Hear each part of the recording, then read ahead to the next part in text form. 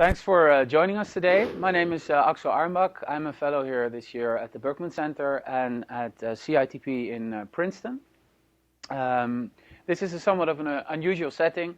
After the talk the day before yesterday, we found out that some of the backup or some of the stream have been gone. So I'll do the first 10 minutes of the talk again. I was asked to do that, and then afterwards we will gradually go into the talk. Into the real talk, so you'll see a different shirt and you'll see audience, and that will be fine. So today I'll be talking about government hacking, both in the law enforcement and in the intelligence space, and the recent response, or the response a couple of years ago by the German Constitutional Court to call for a constitutional right to IT security. I start the presentation with this quote from 1971. The quote reads, "In almost every issue of the weekly Computer World, which is a magazine, is an article detailing a case of computer fraud, embezzlement, or sabotage. Over 100 different articles had been written on this issue from the mid-1971 until 1972. The source is down there on the slide. And this goes only to tell that even though with the NSA revelations made possible by Mr. Snowden, and with some law enforcement hacking issues, cases that have been popped up in recent years, we think that this is a very new issue, but it has already been around for 40 years. But legislators are only now thinking about this issue and how to respond. So we have to realize that the technical reality is 40 years ahead of the legislative debate. And that is something that I want to focus on today. So government hacking has been around for a long time, but it has really accelerated in the recent years, especially the last 10 to 15 years, and especially the last couple of years. And this has all to do with socio-technical changes that everybody has heard a lot about, but we move our communications, our information into the web and recently into the cloud. And there was this interesting moment in the mid-90s that is now commonly known as the crypto wars. And the crypto wars were all about the FBI and the NSA and other government authorities all around the world were saying that communications were going dark, moving behind, for example, HTTPS encryption. And that made it much harder for government authorities to do the conventional types of surveillance through wiretaps. Now, this led to these crypto wars, where one part of society, civil society, for example, but also industry, financial industries, pleaded for strong cryptography to protect communications. But on the other hand, you had government authorities in law enforcement and intelligence saying, no, we should not allow this strong encryption to happen because that disables our surveillance capabilities. Now, the interesting moment was the crypto wars, and the conventional wisdom is that the crypto wars had been won by industry and civil society. So there's this famous book by Stephen Levy called Crypto that details or that outlines the whole crypto wars, and the undertitle is quite beautiful. It says, "How the Code Rebels Beat the Government, Saving Privacy in the Digital Age." Now, for over a decade, this has been the conventional wisdom. It has been very much part of technical and legal debates that the crypto wars were won and encryption saves the day. Well, of course, with the recent revelations made possible by Mr. Snowden, for example, the NSA Bull Run revelations, but also last week, I'll talk a bit more about that. We see that this is not really the case, and we're actually a bit more in a situation like this beautiful picture that I found, where you have a clunky internet infrastructure and the code rebels going, up and enjoying the excitement of the ride, and then finding at the end that there's an obstacle between their legs when they're down. And this picture, "We Remember Freedom," plays with that nostalgia. I think it's a beautiful artwork. That's more realistic in the situation that we are today.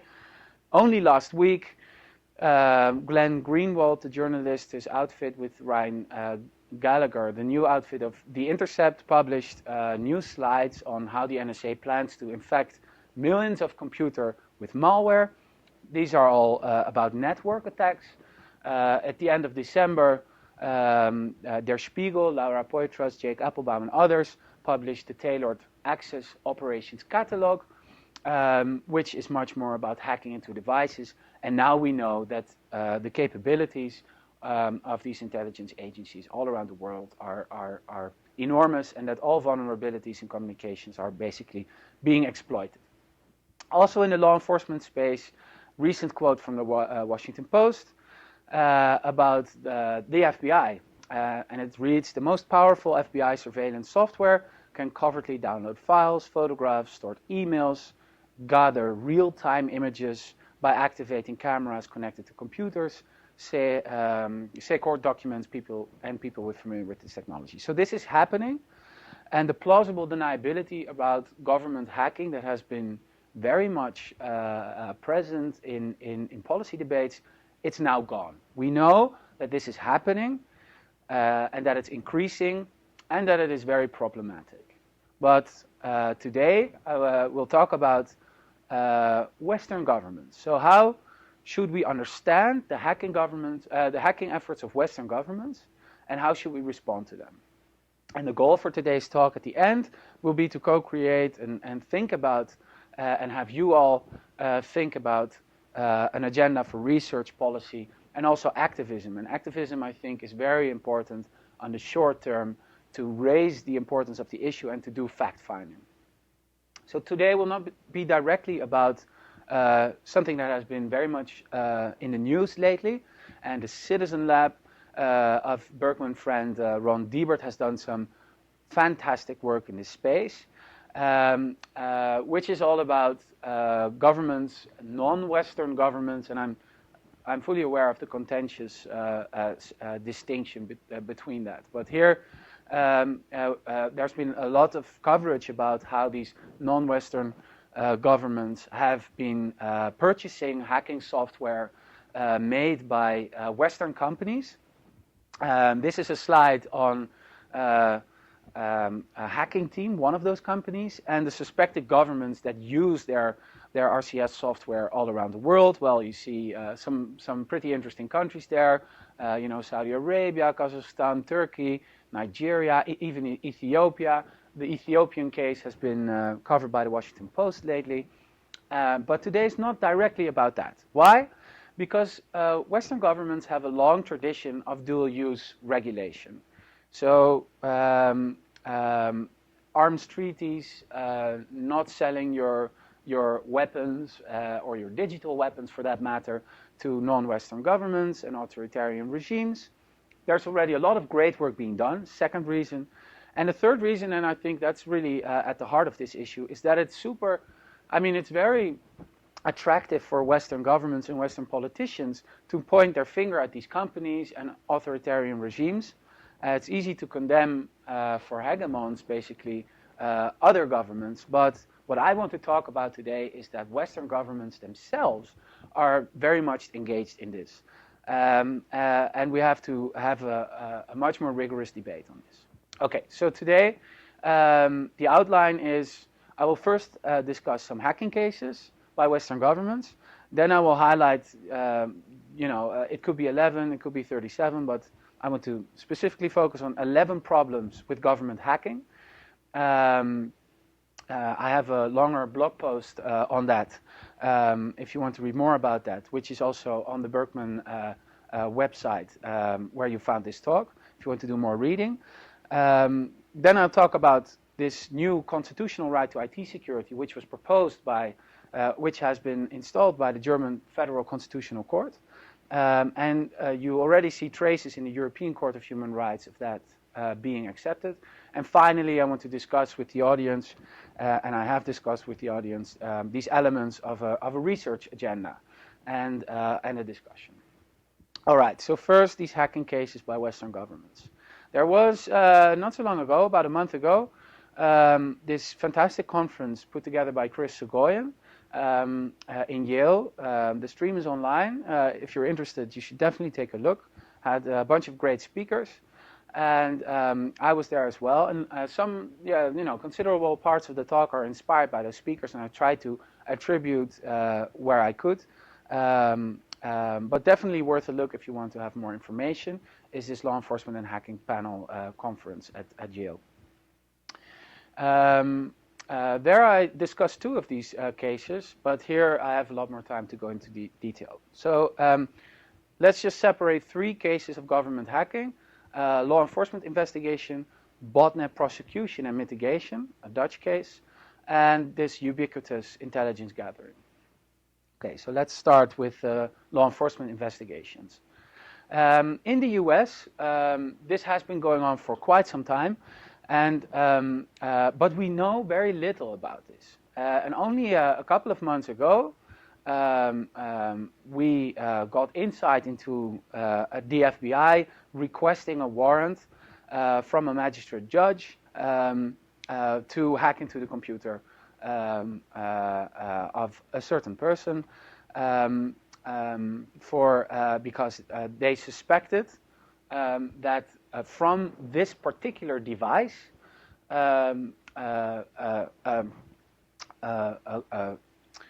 they suspected from this particular device somebody using somebody else's credentials to log into internet banking environment and do some transactions there. They wanted to hack into the device to find out who this person was and whether they could find the suspect. And that was exactly the problem with this case. And Magistrate Judge Smith, who also spoke at this Yale conference in April 2013, he turned this FBI hacking request down. And why? The 3 central reasons why he did this is that the FBI wanted to hack into a device, but they didn't really know the identity of the suspect. That's why they wanted to hack into the computer. And they didn't even know the location of the device. So they wanted to do a search for a device and of a device. They wanted to search the device they thought had accessed this account, but they weren't sure. And they, whenever they got this warrant, they also wanted to search the computer itself. And there, the hugely problematic aspects of this warrant manifested themselves, because this is basically comes very close, Judge Smith said, to a general warrant. You don't know the identity of the suspect, so you run the risk of searching for the computer of somebody that is very, innocent and has not even been suspected of a crime, and you don't even know the location. So this computer could be anywhere in the world, and this computer could be at a public space, maybe a public library, for example, a computer that many people use, or in an internet cafe, rather than one person.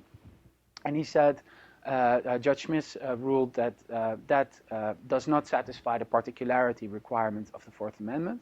And the third reason was also that what the FBI wanted to do is look for IP addresses, but also conduct video surveillance. They wanted to turn on the webcam on this particular computer and look whoever was using it. And in the Texas district, there is strong Fourth Amendment requirements for video surveillance that hadn't been met. So this is a rare case of a warrant coming out.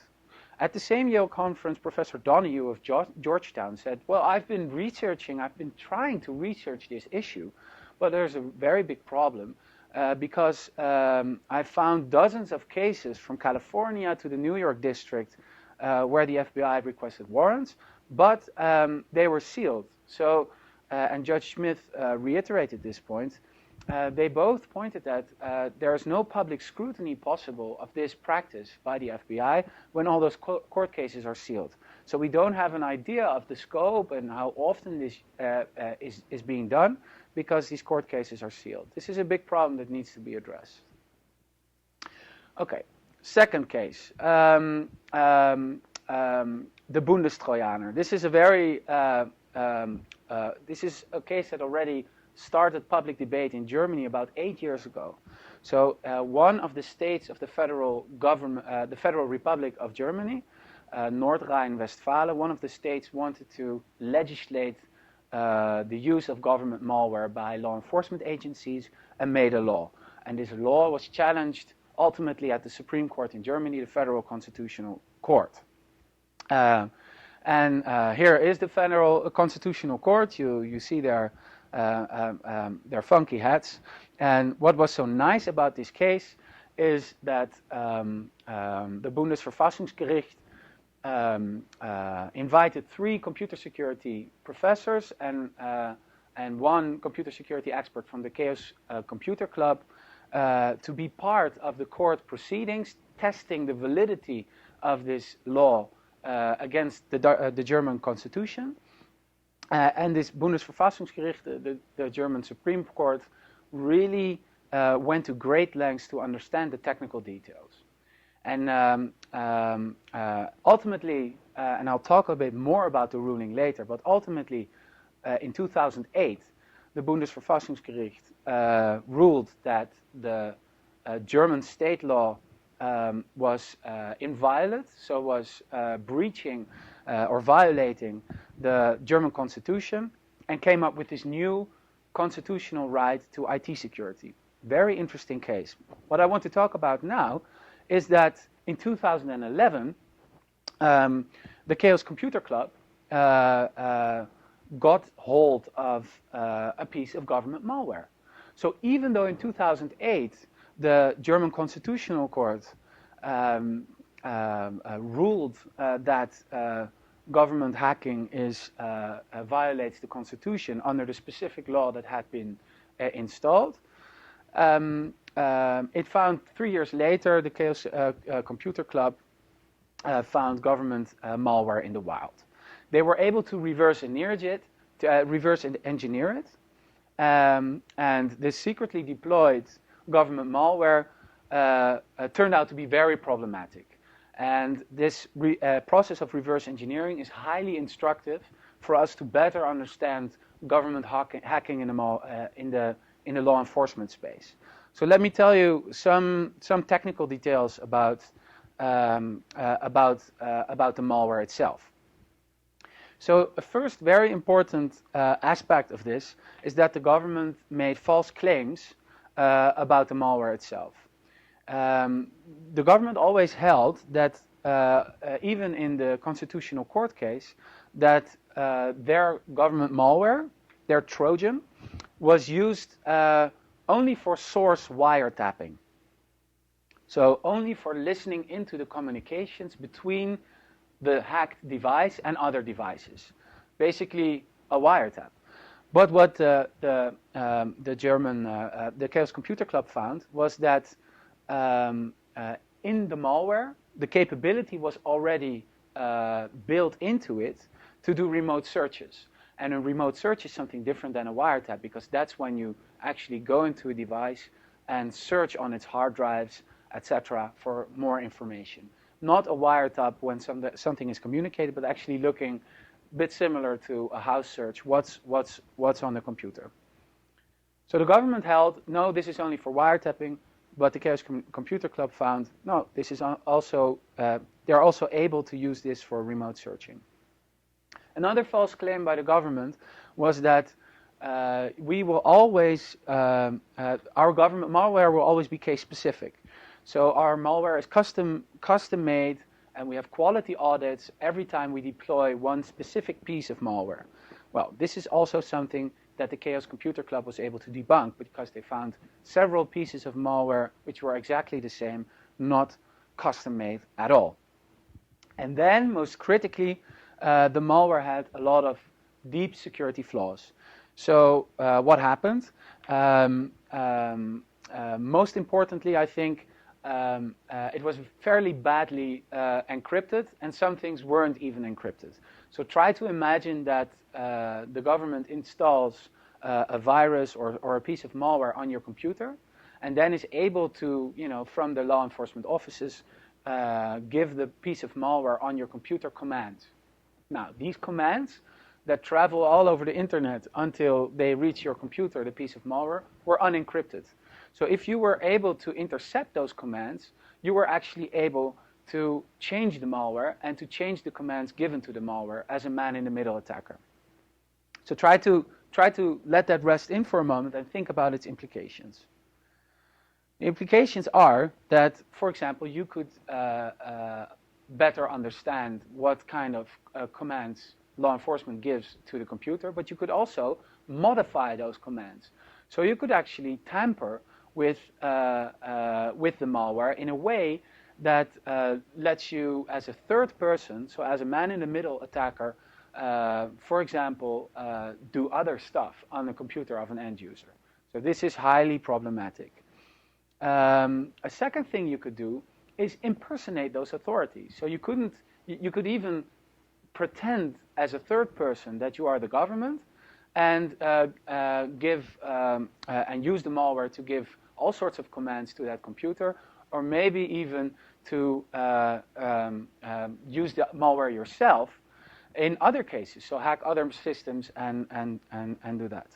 And then a third very big problem is that as a man-in-the-middle attacker, you could actually go back, use the malware to hack law enforcement systems. So you could actually, and this is, I mean, the consequences of this are enormous, of course. You could actually go use the malware and go into the systems of law enforcement itself, and then change all sorts of aspects of government law enforcement databases. For example, I mean, the implications you could think of are enormous. So all these problems emerged, highly insecure government malware, deployed even though the government had a constitutional court ruling against it. You know, government malware not being specific, but generally used with all sorts of capabilities already built in. Highly problematic case, highly secretively deployed, and only because the Chaos Computer Club reverse engineered it, we've been able to see its implications. I'll talk more about it later, but highly problematic. Okay, botnets, different case. And for botnets, we look to the Netherlands, but this happens all over the world. But the Dutch case is really interesting because it shows, you know, the information that has emerged is just very rich. So if you would have seen on your computer this warning screen somewhere in October 25th, 2010, it meant that your computer was infected with the Bredolab botnet, and that the government had infected your computer with a small piece of code to spur whenever you turned your computer on this warning screen. And this warning screen is here's the police logo, public prosecutor, the Dutch CERT, and a company that actually made this malware. So this is a case in which a lot of computers all around the world were infected with a botnet, and where the Dutch government used the botnet to mitigate the botnet. So a botnet is very basically is a server, a command and control server somewhere in the world that has infected a lot of, as you call it, bot clients. And this creates this zombie network in which this command and control server called and the bot herder that controls it can send out commands for, you know, search for credit cards, etc.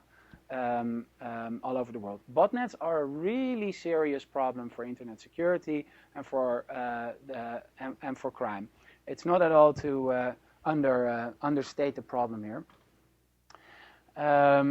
The Dutch government had said that 30 million devices all over the world had been infected. They exaggerated this number at least by an order of magnitude to, you know, hype up the seriousness of this case. But definitely this was a large botnet, and so yeah, people were there was a lot of attention on this, also from other countries to do something about this, and the Dutch law enforcement agencies took a pretty bold approach.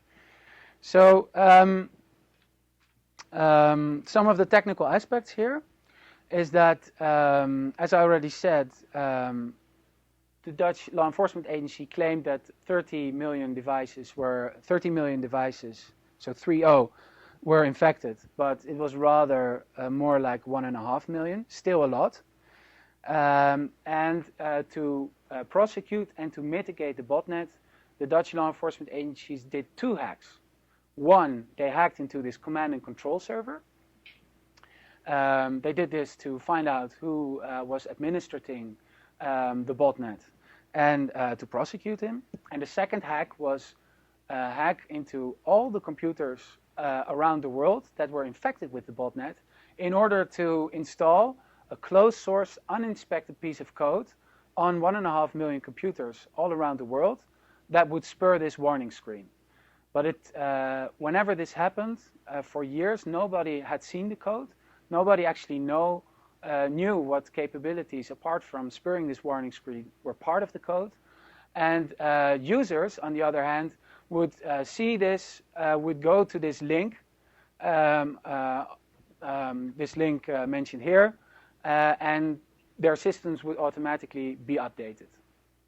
Now, that of course had a lot of security implications. Bits of Freedom, a Dutch NGO, where I, not at the time anymore, but where I used to be at, did a lot of freedom of information requests for the code. And finally, the freedom of information request wasn't honored, but the government released the code itself.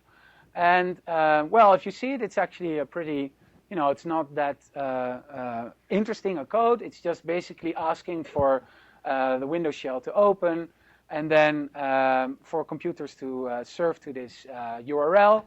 This URL would then spur this warning screen. Nothing more. It's language Delphi 6, I think, not particularly interesting. But what is interesting is, for one, that the warning screen wasn't encrypted over SSL.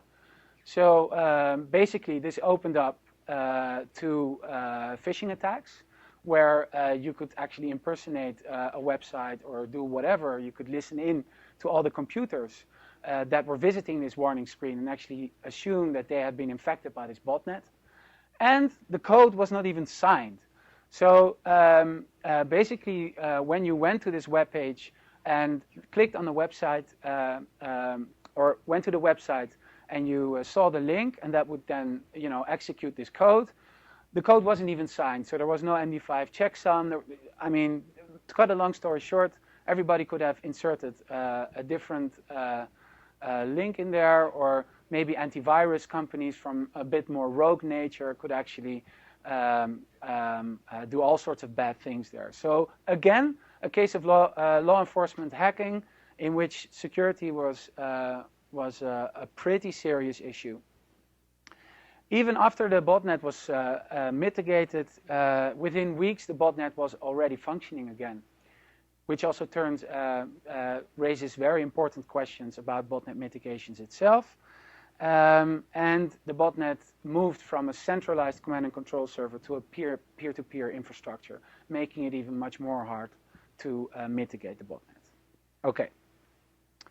Third case, ubiquitous intelligence gathering. Well, this has been over the news a lot in the last couple of weeks.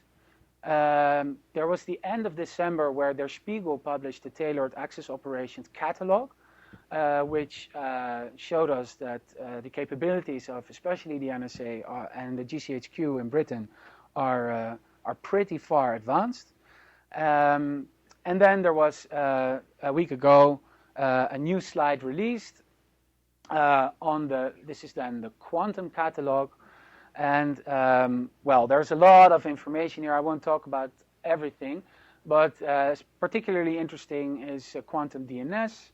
DNS injection is done, all sorts of man-in-the-side techniques, man-in-the-middle techniques.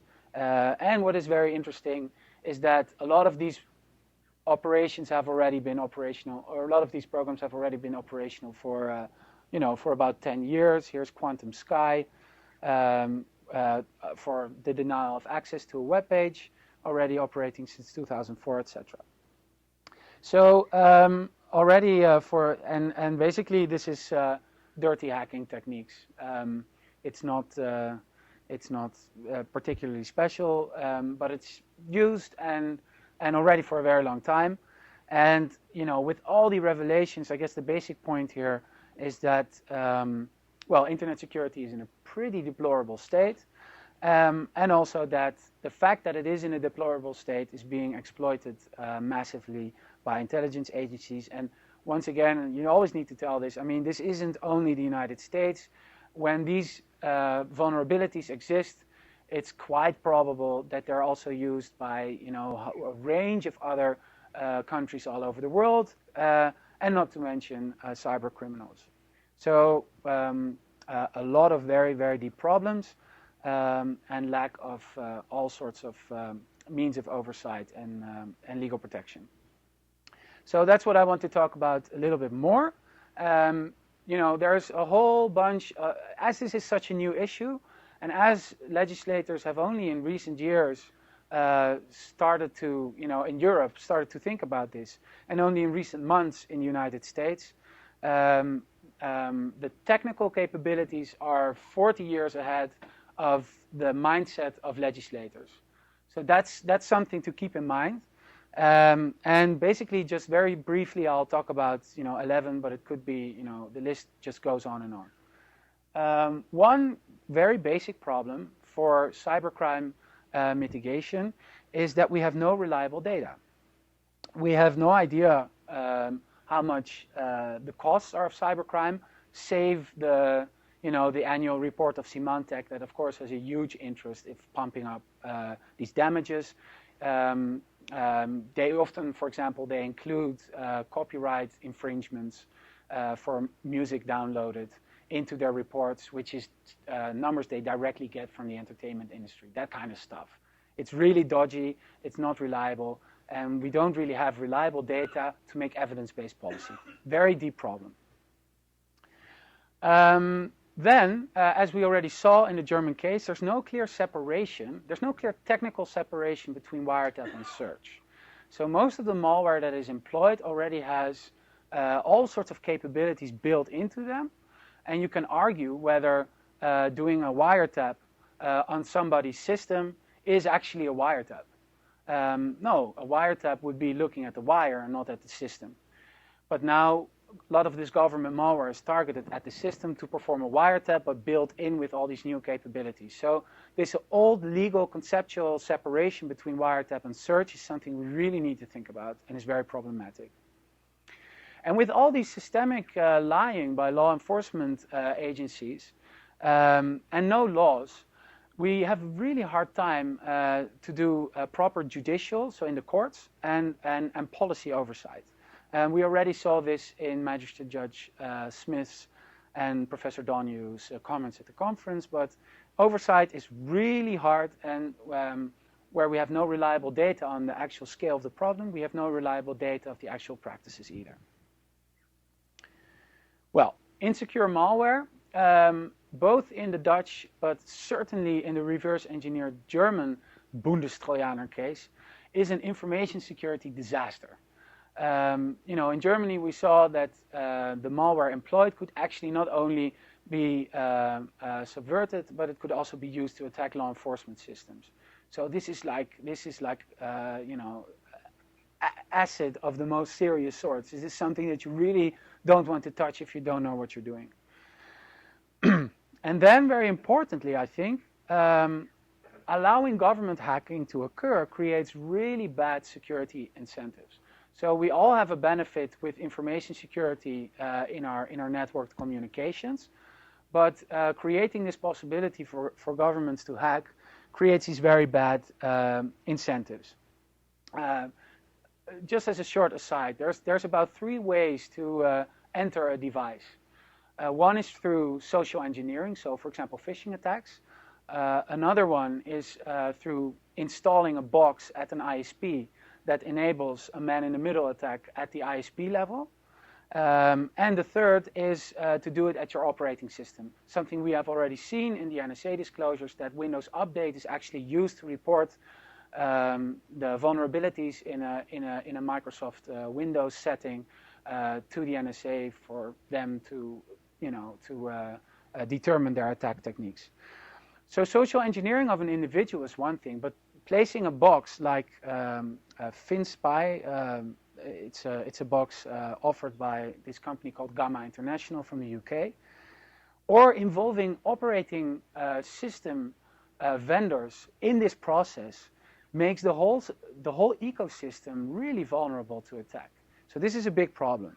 And the question we should ask ourselves is, will Microsoft, Apple, and Google, will they be forced by the government to comply with the request to actually report back, security vulnerabilities, or even insert backdoors in their system? On the other hand, of course, there's the ISP. If the ISP installs a box in its network which enables like all their millions of subscribers to be hacked into, of course, if somebody hacks that particular box, then you have a really serious problem. Another issue is, of course, with antivirus. What is antivirus going to do when they flag government malware? Will they be compelled to let it through? Firewall, intrusion detection companies, they all have a really, really hard problem to face in the coming years, or maybe they're already faced with this for 10 years, but we don't know about it. Sixth problem, the scope is completely undebated.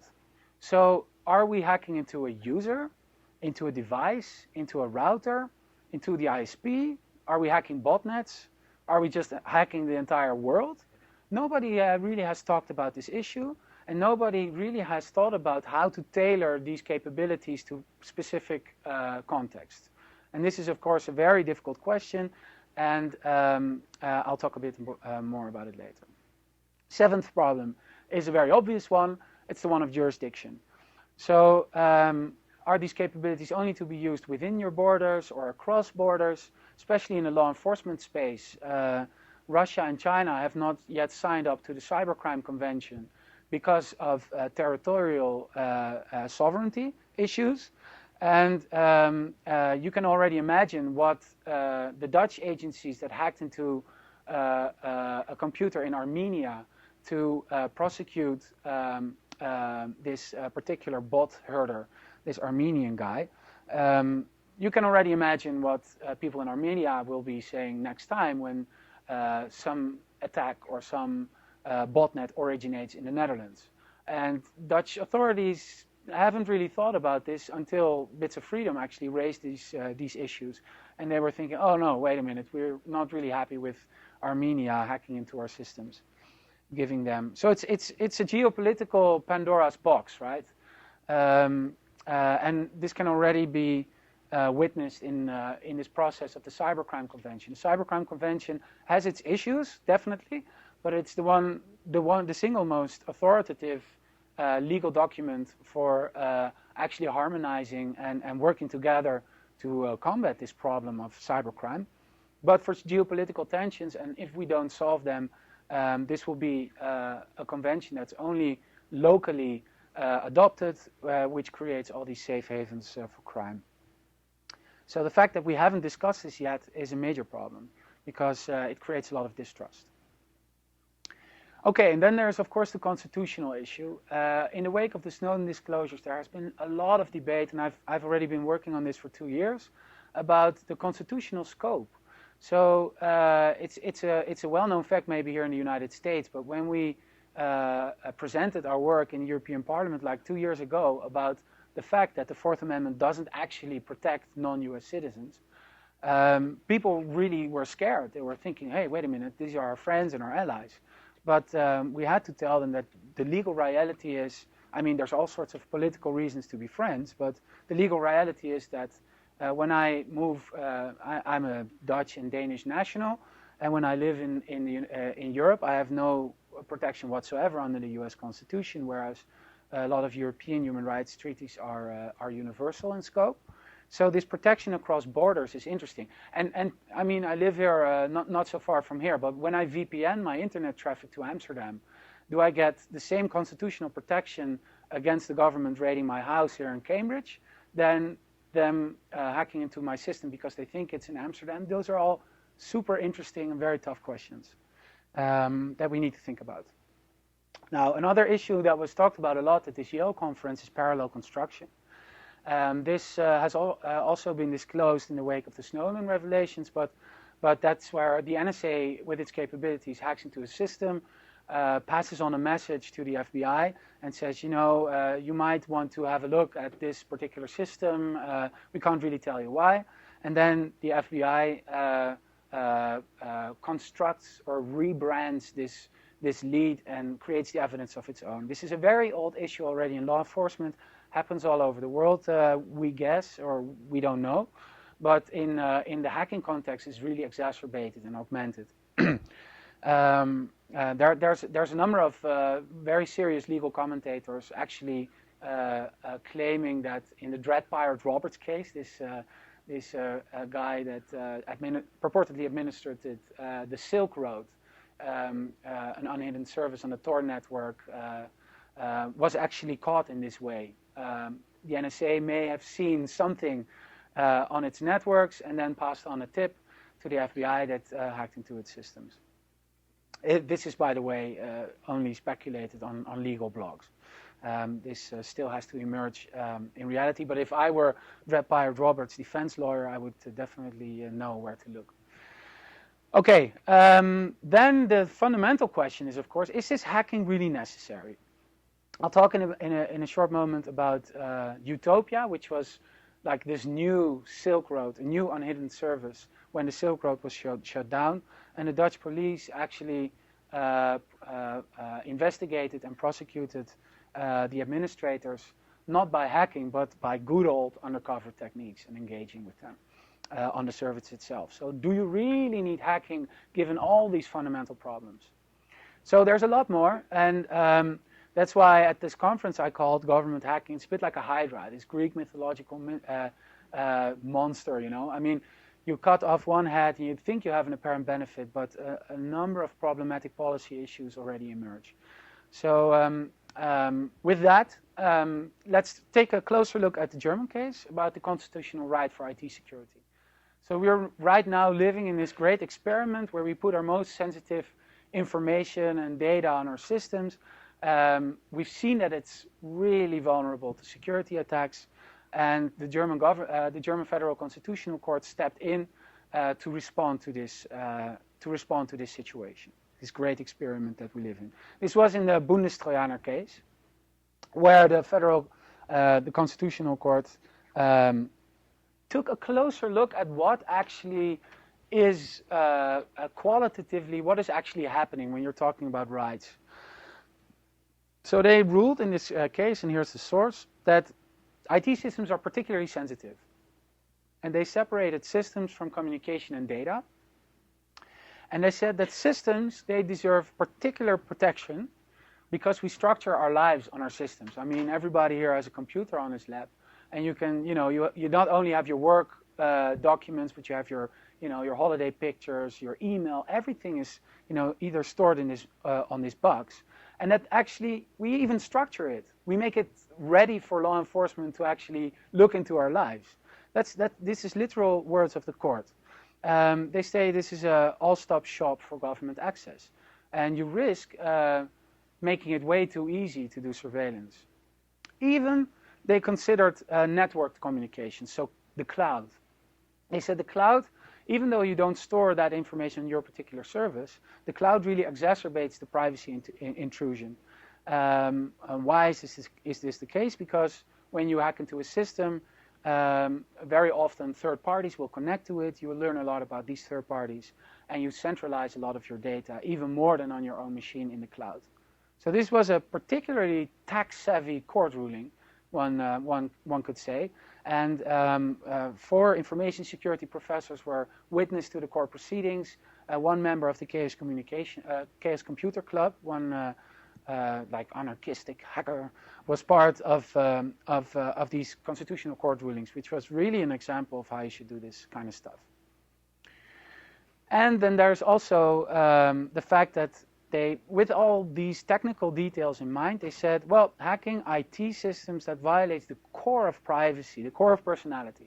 So that's really where our most sensitive stuff is happening these days. So hacking into IT systems goes beyond a wiretap of your communication, and it even goes beyond the protection of your home. So here's your home. And they said for all kinds of reasons, our IT systems are even more intrusive than our homes. Very interesting. So that's why they accepted this human right to the confidentiality and integrity of IT systems. And the computer science people here in the room will recognize the CIA triad here. But so both confidentiality and integrity is protected. This confidentiality protection has a really broad scope. It is for all general storage devices. So it's not only like your PC or your laptop. They thought about the Internet of Things. And they thought about, in this court case, also about RAM memory. And they thought, well, and about the cloud. And they said that whenever there's a general storage purpose, it deserves this kind of protection. So it could well be that in Germany, in a year or two, your toaster has constitutional protection. It's quite interesting. And this is regardless of the technical expertise, the information or operational security practices of the user. So that's also really interesting. And your integrity is also protected. So manipulation of data is also covered.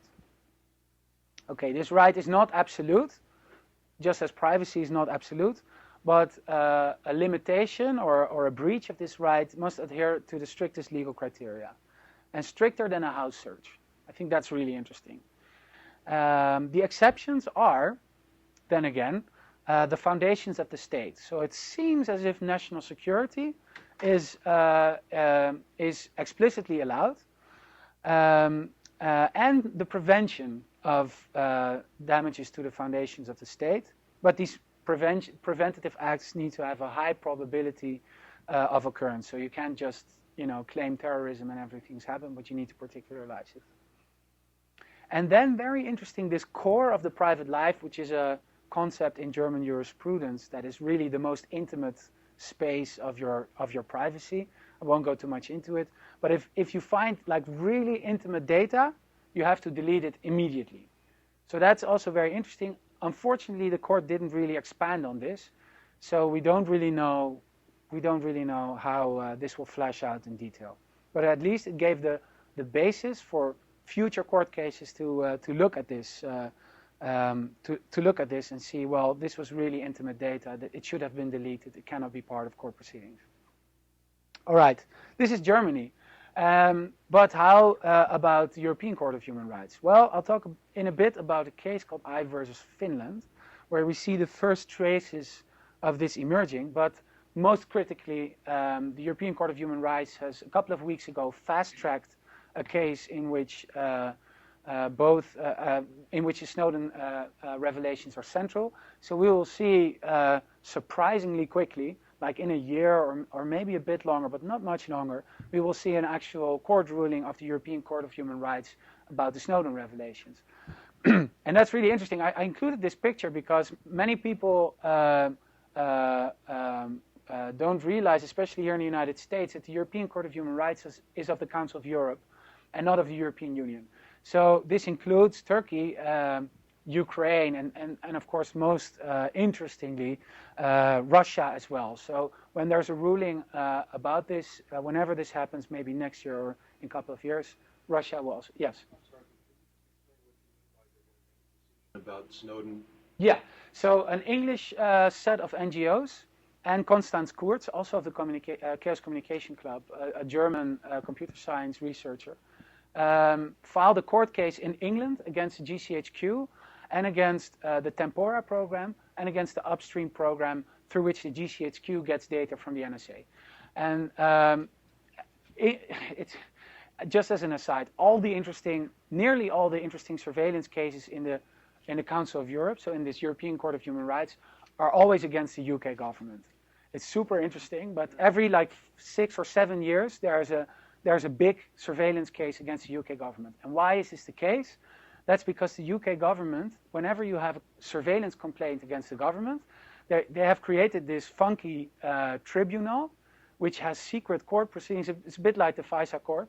And the European Court of Human Rights has said that this is not an effective means to get your rights. So they fast-tracked it like a couple of weeks ago because they don't see this tribunal as an effective remedy. There's court cases in several other countries, including in the Netherlands. But in the Netherlands, you have to go through all the lower courts and, you know, up. And in about 6 years, you finally get the European Court of Human Rights to decide something. But it's always good to start legal proceedings in England because you'll have a fast way to the European Court of Human Rights. There we are. This one? Oh, this is Ukraine. Oh. Isn't it? Oh, no, this is Ukraine. That's Kazakhstan. No, it's Kazakhstan. Oh, okay. Yeah, sure. Anyway, so there's a lot of action here with the European Court of Human Rights. And I would say, you know, in the United States, if we look at the conclusion of this court case I mentioned before, Judge Smith says that there's binding Fourth Amendment precedent for video surveillance. This is when, you know, your webcam gets turned on. So there might even be, you know, some traces of constitutional protection here in the United States. But of course, a very dominant school in legal theory is this originalist school, which interprets the Constitution like the framers meant it. And the framers were, of course, so visionary that they could envision government hacking. Yeah. Because you said that they didn't know who was the guy, yeah, what the machine so was. they requested a whole bunch of things. It's in the court ruling.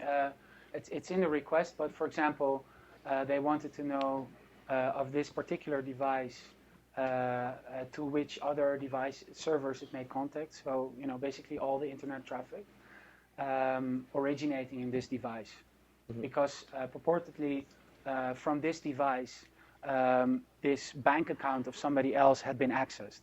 But as Judge Smith said, you know, this could just as well be a computer in a public library, you know. I mean, everybody could be behind this device. So that's what they wanted to know. They wanted to, let's see, I read it yesterday. But the IP addresses was the central thing. They still try to do the identification through IP addresses, which is, of course, you know, another contentious issue. Anyway, it's online, and I think I even have it with me. I have a blackout at the moment. Anyway, to conclude, this right to IT security, I think if we look at a bit longer term, so wiretapping, you know, it started with Olmsted and Katz and all these, you know, decades of jurisprudence, but now and in Europe, we have like 20, 30, 40 years of jurisprudence before we really got a solid wiretapping jurisprudence in there. I think this constitutional right to IT security is definitely something worth thinking about. And government hacking will only increase as we move further into the IT environment. So that's why I just want to end with raising a couple of questions for research policy and activists. And, you know, feel free to chip in and to discuss. And you know, this is really a sort of open-ended kind of brainstorm here. There's very little data, I already mentioned, about the root causes of cybercrime. So if we look at game theory, for example, and this wonderful paper, Where Do All the Attacks Go? If you look at game theory, there's actually a lot of, you know, cybercrime is a business. It's basically, cybercrime is not really attractive to do when you look at, you know, when you try to hack into particular systems. No, what you want to exploit is large-scale vulnerabilities. And they capture this thought in this beautiful quote: many attacks cannot be made profitable even when many profitable targets exist. So to tackle cybercrime, what we need to do is, instead of, you know, going behind the bad guys, we really need to focus on IT security, and especially in large-scale ecosystems. The move very recently of Microsoft not longer to support 400 million Windows XP machines all across the world is something that the legislator should simply not tolerate. Okay, then closer look at the human right to IT security. What about companies? I mean, companies access the machines all the time, right? So how would this right look at when we look at companies? There's of course the Google ecosystem. Google does by the way, a pretty good job at IT security, but it accesses systems all the time. I also want to mention KPN. In the Netherlands, we have a net neutrality legislation, and it really came about when KPN very proudly, at an investors meeting in London, this Dutch telecommunications company comparable with AT&T, announced that it was doing deep packet inspection on all its consumers to know exactly what they were doing all of the time, and that they really had a clear picture of what people were doing with their mobile internet connections.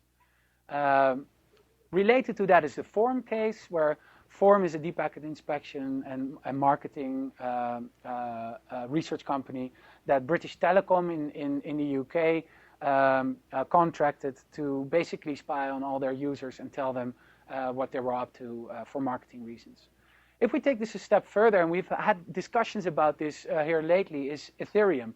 Ethereum is based on this Bitcoin protocol and creates these distributed autonomous companies. So how is this going to work with IT security? What if, for example, we instruct these distributed autonomous companies through an auction model to perform cyber attacks on a particular part in the world? Really interesting questions. We need to start thinking about it. Then European Court of Human Rights accepted in this case I versus Finland, a positive human right to IT security. So that means that not only should the government refrain from hacking into systems, but it should also ensure IT security through specific legislation. This was in 2008, the final judgment. Nobody really took notice, but I'll be working a lot on this particular topic, and to think about what is a positive human right to IT security. What does it look like? Is that different from the German court decision? Yes. This is a European Court of Human Rights decision in a case of health data. So a hospital and an employer hadn't secured their systems, and the hospital said, well, we weren't under legal obligation, and the European Court said, well, I think, Finland, because IT security is such a part of the private life, you also not only need to refrain from hacking into systems, but you also need to ensure that private enterprises are taking your Positive right in a similar way. Yeah. Okay. Well, the European Court, and the German court was in the law enforcement space, and that was a negative right. That's exactly. what I'm wondering. Yeah. Well, and then if we turn again to a more broader question of intelligence agencies, not so much of law enforcement and companies. I mean, the research questions here are puzzling, right? I mean, basically we learn that intelligence agencies are exploiting every vulnerability in the book, and how are we ever going to curtail those operations? There's this very interesting quote, leapfrogging 50 years ahead.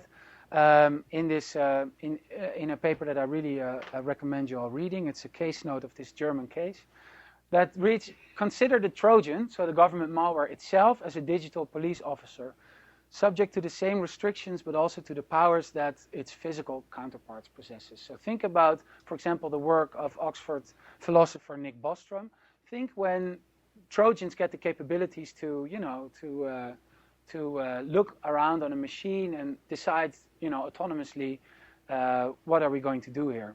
It's very, very important that people in philosophy and ethics already start thinking about artificial intelligence and these kinds of issues.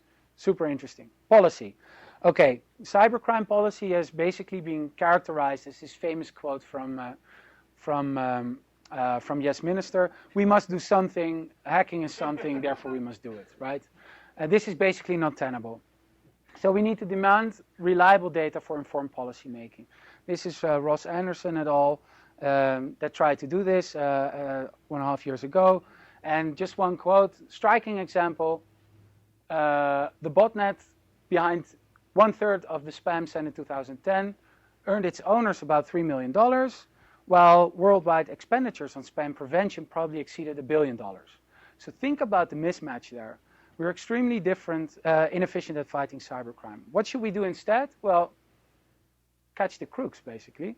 just a week ago, just weeks ago, undercover operation, which is an alternative to hacking. You don't really always need to hack into everything. You can, you can do all sorts of other law enforcement operations, and hacking really sounds like you're doing something, but maybe you're not.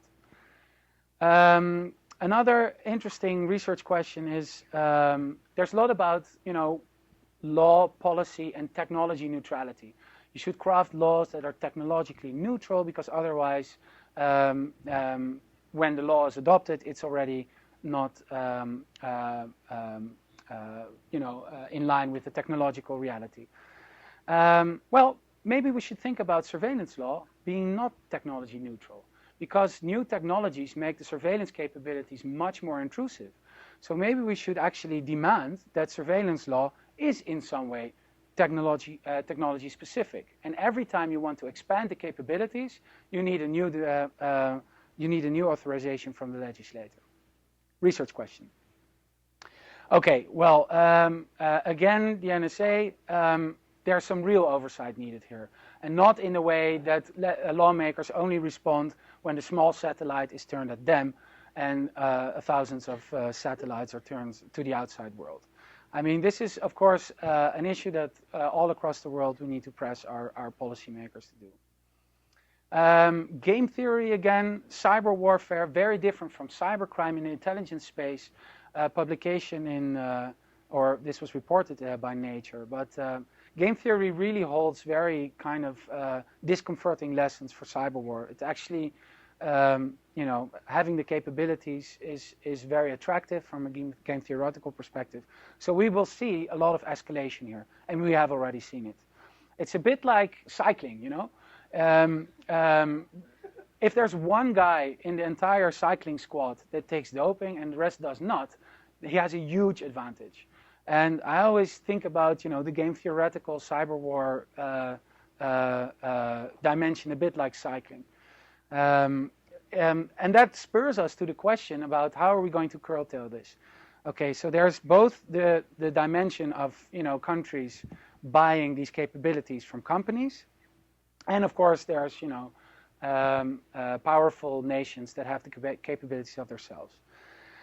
All this, these game theoretical things in the intelligence space will really challenge disarmament, along with the attribution problem.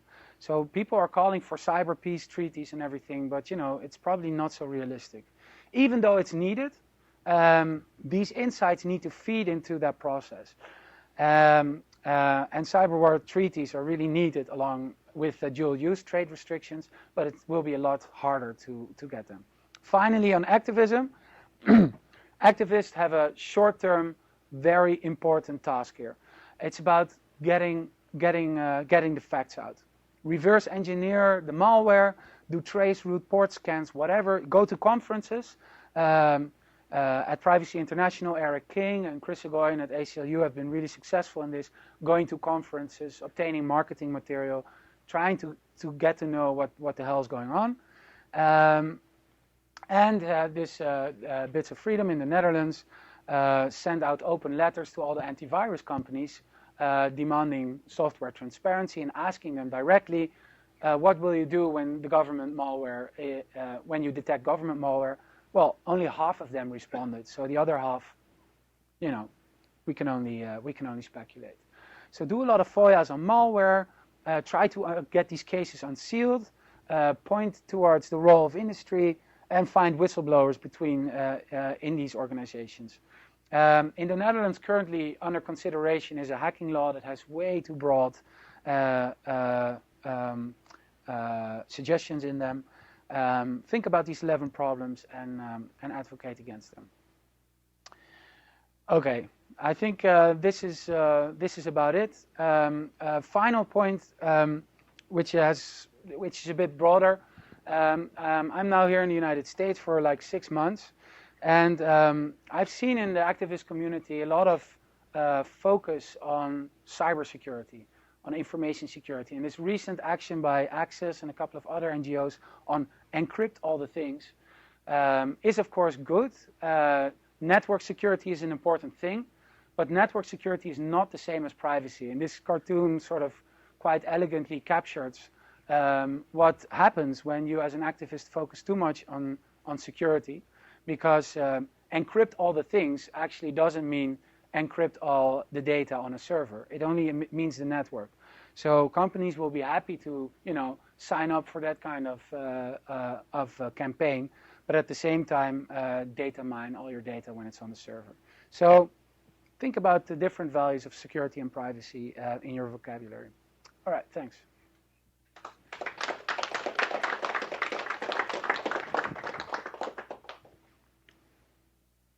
Yeah. Do you know of any specific scenarios where people have had their information on a cloud data mined? Do you have a Gmail account? It's the business model of the internet. Yeah. So basically, every cloud service data mines all your data that you have in the cloud.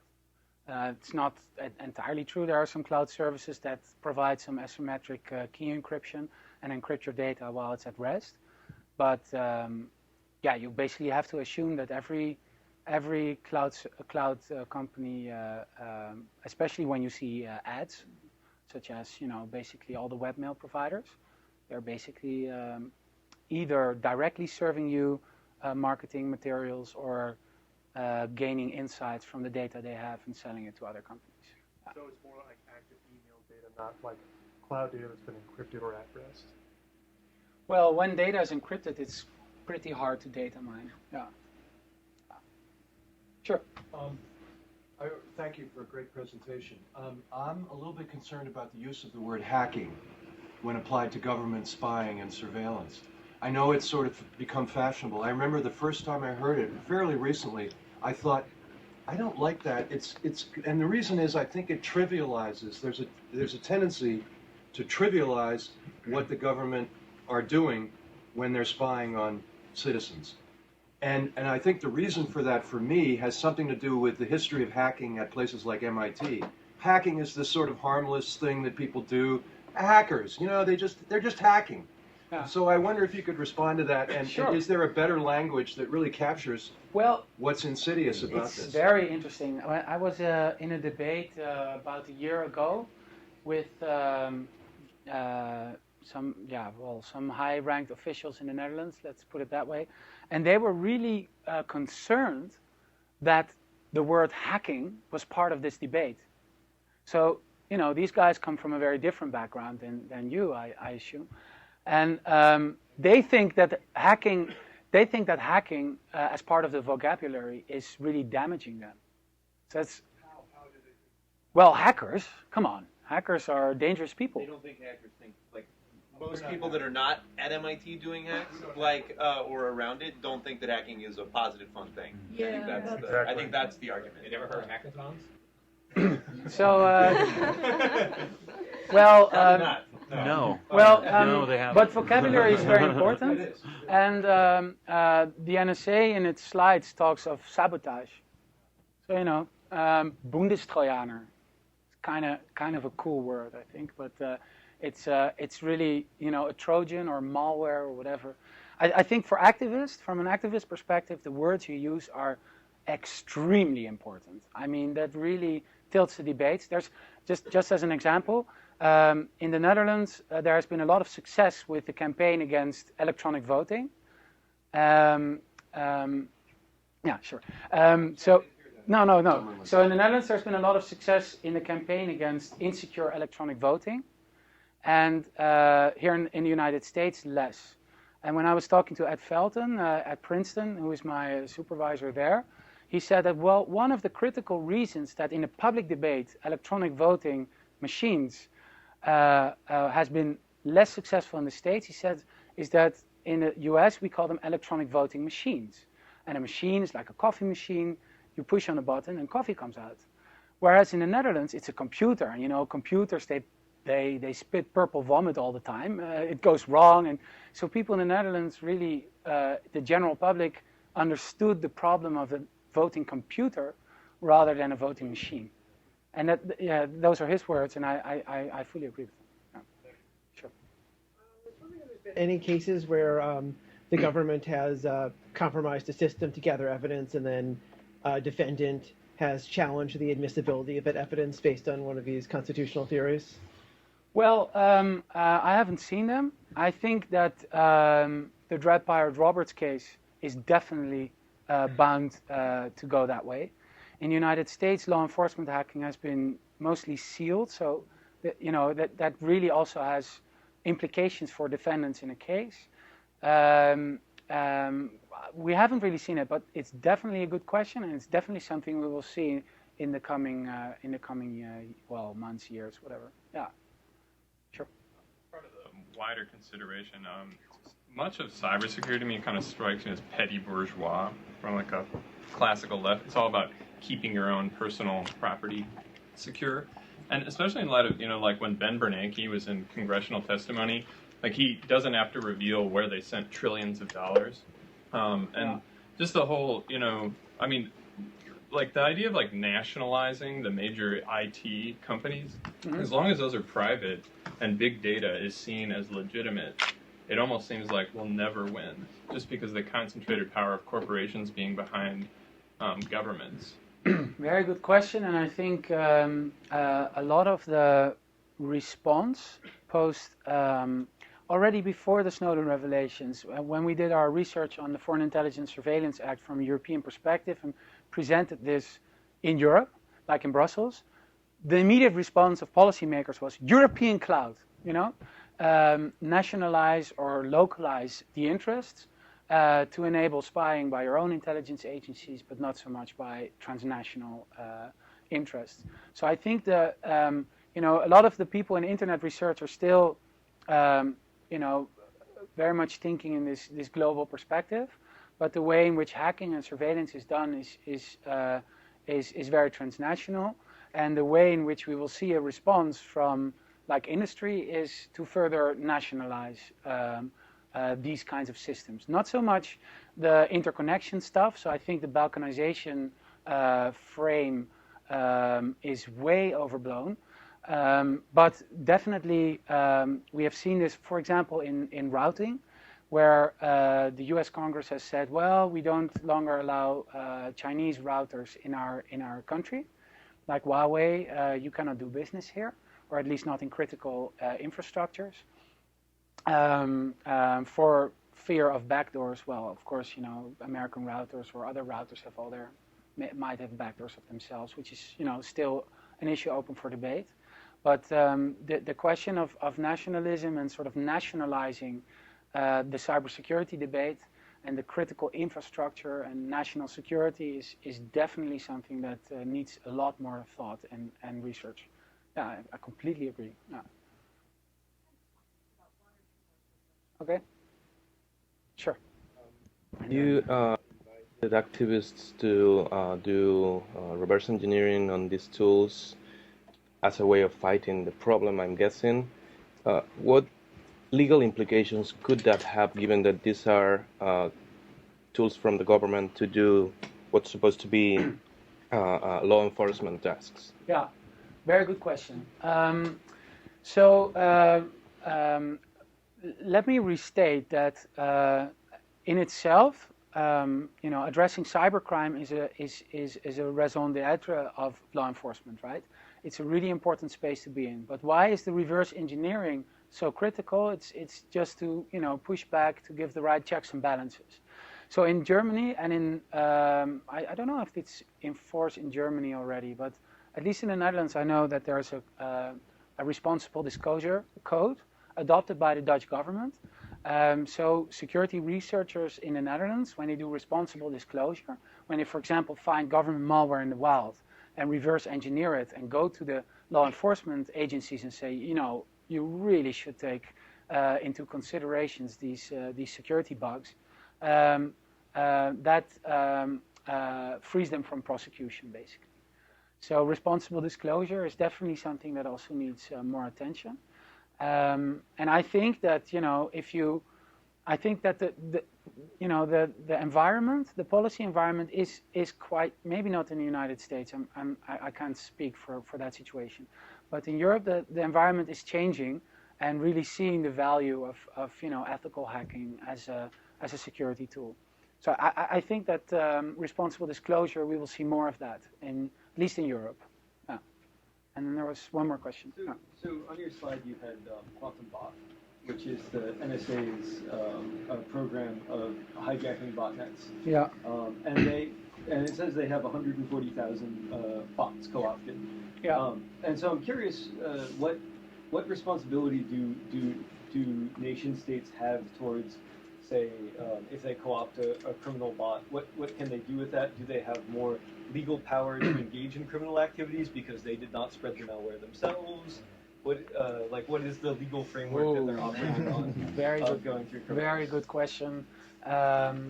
I think that will be one of the questions to really work on since last week, especially here in the United States.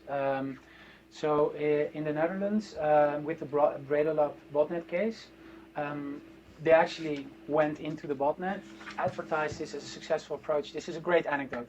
So they did this on television.